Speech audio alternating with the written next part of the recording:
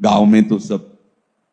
उसने विचार किया कि तीर्थ यात्रा को तो जा ही रहे हैं, अगर इन चारों को मार देते हैं तो लाखों जीवों की रक्षा हो जाएगी। आग लगाएंगे चारों तरफ से गांव में, तो चींटी से लेके मनुष्य पशु पक्षी सब जल जाएंगे।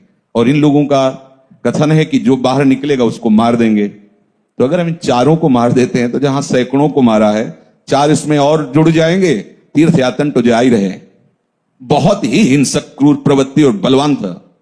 उन्होंने कहा भाई सुनो, तुम्हारा प्लान गलत है, हम बचपन से इसी प्लान में प्रवीण हैं, मारे जाओगे तुम।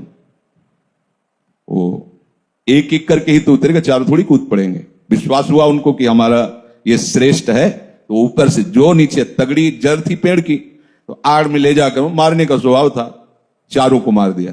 सोचा अब यहां हत्या कर दी, यहां तो रात्रि नहीं व्यतीत करेंगे, आगे किसी और वृक्ष। छड़ी उठाई, जेवी उठाई, लकड़ी तो हरी हो गई।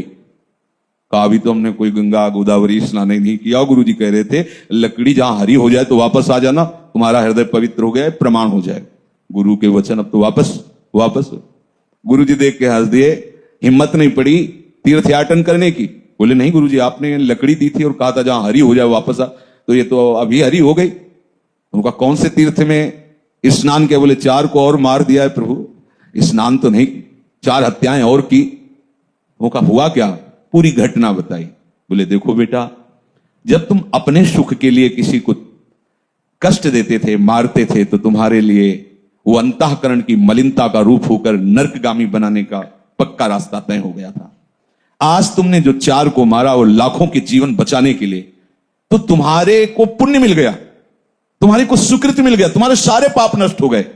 कर्म वही है, लेकिन गुरु आज्ञा से भगवत मार्ग में कदम रखा और हिंसा ही की जो करते थे, लेकिन संत दरस से भाव पलट गया।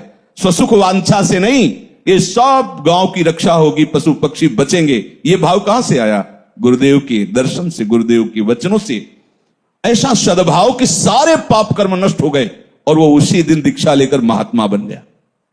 कर्मण्येवाधिकारस्ते, तुम्हें केवल अपने कर्म से जो प्राप्त कर्तव्य है उसमें यह नहीं है कि यही कर्म होना, कोई खास बात नहीं कि यह कर्म करना है तुम्हें। जो इसीलिए प्राप्त शब्द है, जैसे पुत्र है, वयोवृद्ध माता पिता हैं, कोई दूसरा उनको देखने वाला नहीं है, और वो जवान बेटा है।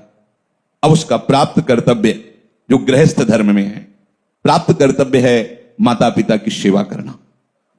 अगर ऐसी स्थिति में उसके हृदय में सुदृढ़ वैराग्य है, अब उसके ऊपर यह लागू नहीं होगा।